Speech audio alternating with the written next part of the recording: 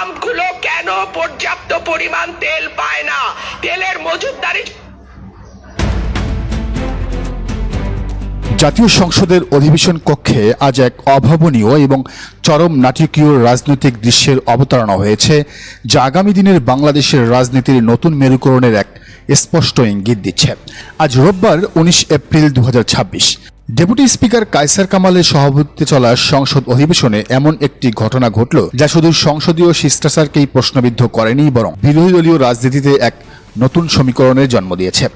স্বতন্ত্র সংসদ সদস্য ব্যারিস্টার রুমিন ফারহানার উপর সরকার দলীয় বা ট্রেজারি বেঞ্চের এমপিদের নজিরবিহীন আক্রমণ এবং তাকে রক্ষায় বিরোধী দলীয় নেতা ও বাংলাদেশ জামায়াতে ইসলামীর আমির ডক্টর শফিকুর রহমানের সরাসরি ঢাল হয়ে দাঁড়ানো পুরো দেশের রাজনৈতিক অঙ্গনে এখন সবচেয়ে আলোচনার বিষয় এই বিষয়টি। আজ আমরা আলোচনা করব সংসদের ভেতরের এই উত্তপ্ত পরিস্থিতির পেছনের আসল রাজনীতি নিয়ে। রুমিন ফারহানার এই হঠাৎ করে সরকার বিরোধী তোপ এবং জামায়াত আমিরের এই প্রকাশ্য সমর্থনের নেপথ্যে আসলে কি বার্তা লুকিয়ে আছে। ত্রয়োদশ জাতীয় সংসদ গঠনের পর গত প্রায় 1.5 মাস ধরে ব্যারিস্টার রুমিন ফারহানা সংসদে অন্তত 2 বার বক্তব্য রেখেছেন, কিন্তু সেই বক্তব্যগুলো ছিল অনেকটা মাপা, সংযত এবং সরাসরি আক্রমণমুক্ত। কিন্তু আজ তিনি যেন সম্পূর্ণ ভিন্ন এক রূপে সংসদে আবির্ভূত হন। বক্তব্য দেওয়ার সুযোগ পেয়ে তিনি সরাসরি সরকার এবং সরকারের প্রভাবশালী মন্ত্রীদের চরম ব্যর্থতা ও নীতির কড়া সমালোচনা শুরু করেন।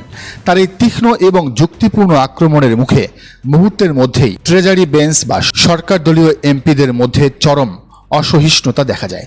রুমিন ফারহানা যখন ফ্লোরে দাঁড়িয়ে কথা বলছিলেন, তখন সরকার দলীয় কয়েকজন এমপি অত্যন্ত অগণতান্ত্রিক এবং অশোভন অঙ্গভঙ্গি করতে শুরু করেন।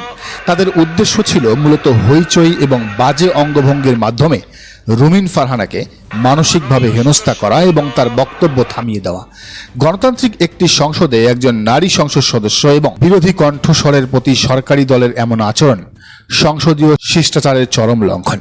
সরকার দলীয় এমপিদের এই অসভ্য আচরণের প্রতিবাদে তাৎক্ষণিকভাবে পয়েন্ট অফ অর্ডারে দাঁড়িয়ে ফ্লোর নেন জাতীয় সংসদের বিরোধী দলীয় নেতা এবং জামায়াতে ইসলামীর আমির ডক্টর শফিকুর রহমান। তিনি অত্যন্ত শক্ত, প্রজ্ঞাপূর্ণ এবং লজিক্যাল ভাষায় ট্রেজারি বেঞ্চের এই আচরণের তীব্র প্রতিবাদ জানান। ডক্টর শফিকুর রহমান স্পিকারের দৃষ্টি আকর্ষণ করে বলেন, এই সংসদ দেশের সর্বোচ্চ সম্মানের জায়গা। যারা এখানে নির্বাচিত হয়ে এসেছেন তারা দেশের জনগণের সমর্থন, ভোট, ভালোবাসা ও শ্রদ্ধা নিয়ে এসেছেন। আমরা সকল সংসদ সদস্যের প্রতি শ্রদ্ধা জানিয়ে বলবো, যখন কোনো সংসদ সদস্য দাঁড়িয়ে কোনো কথা বলবেন, তার নিয়ন্ত্রণ অথবা তাকে অ্যালাউ করার একক এখতিয়ার হচ্ছে স্পিকারের। তিনি সরকার দলীয় এমপিদের চরম ভর্ৎসনা করে বলেন, সেই জায়গায় আজ লক্ষ্য করলাম যে একজন স্বতন্ত্র সংসদ সদস্য তিনি যখন কথা বলছিলেন, দুঃখজনকভাবে ট্রেজারি বেঞ্চ থেকে সম্মানিত কিছু সংসদ সদস্য এমন কিছু অঙ্গভঙ্গি করেছেন যেটা আমার বিবেকে আঘাত লেগেছে। আমি এটা আশা করি না। এমনকি আমি এও লক্ষ্য করলাম, 1 বার 2 বার নয়, 4 বার 5 বার নির্বাচিত হয়ে সংসদে যারা এসেছেন তাদের কেউ কেউ এই কাজটা করেছেন। আমি এখানে তাদের নাম বলে নিজে লজ্জা পেতে চাই না। জামায়াত আমিরের এই বক্তব্য ছিল মূলত ট্রেজারি বেঞ্চের প্রবীণ নেতাদের প্রতি একটি প্রচণ্ড চপেটাঘাত। তিনি পরিষ্কার করে দিয়েছেন যে সংসদে বিরোধী মতকে গায়ের জোরে বা অসভ্যতা দিয়ে দমন করার চেষ্টা তিনি এবং তার দল কোনোভাবেই মেনে নেবেন না। আমরা প্রথম দিনেই বলেছিলাম এখানে একটি ভালো সংস্কৃতির চর্চা হোক, কিন্তু বারবার বলার পরও এমন আচরণ দুঃখজনক এবং তিনি এর তীব্র নিন্দাও জানান। বিরোধী দলীয় নেতা ডক্টর শফিকুর রহমান সংসদে কথা বলার সুযোগ পাওয়ার ক্ষেত্রে যে বৈষম্য তৈরি হয়েছে তা নিয়েও গভীর উদ্বেগ প্রকাশ করেন। তিনি বলেন, সংসদে কথা বলার ক্ষেত্রে স্পিকারের সিদ্ধান্তই চূড়ান্ত, কিন্তু বিরোধী ও স্বতন্ত্র সংসদ সদস্যদের কথা বলার সুযোগ থেকে বারবার বঞ্চিত করা হচ্ছে।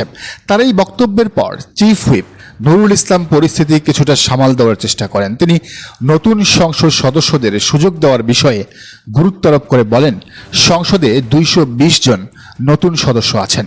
তারা তাদের নির্বাচনী এলাকা ও দেশের গুরুত্বপূর্ণ বিষয়ে কথা বলতে চান, কিন্তু অনেকেই বারবার সুযোগ পেলেও কেউ কেউ একবারও কথা বলার সুযোগ পাচ্ছেন না।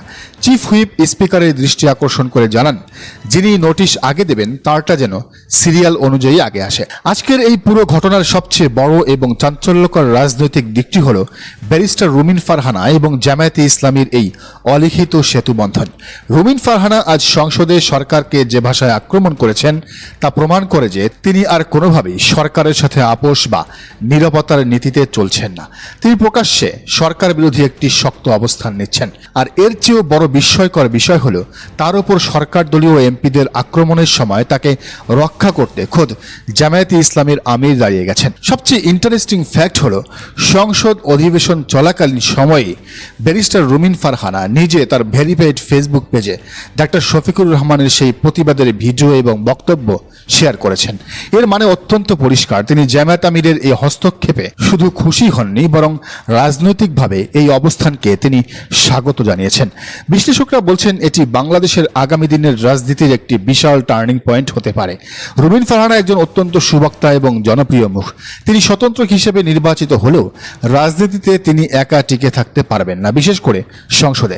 আজ সংসদে সরকারের সমালোচনা এবং পরবর্তীতে জামায়াত আমিরের ডিফেন্সকে প্রমোট করার মাধ্যমে তিনি মূলত এই বার্তাই দিলেন যে তিনি খুব শীঘ্রই বাংলাদেশ জামায়াতে ইসলামীর নেতৃত্বাধীন বিরোধী জোটের সাথে অ্যালাইন বা যুক্ত হতে যাচ্ছেন।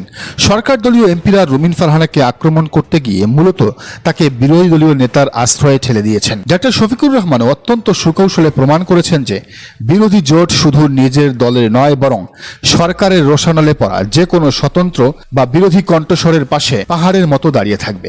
2026 সালে নতুন সংসদে ট্রেজারি বেঞ্চের অসহিষ্ণুতা যত বাড়বে, বিরোধী জোট ততই শক্তিশালী এবং প্রাসঙ্গিক হয়ে উঠবে। দর্শক, আপনি বিষয়টিকে কিভাবে দেখছেন জানান মন্তব্যের ঘরে। আর এই চ্যানেলে নতুন হলে অবশ্যই সাবস্ক্রাইব করে বেল আইকনটি বাজিয়ে রাখুন।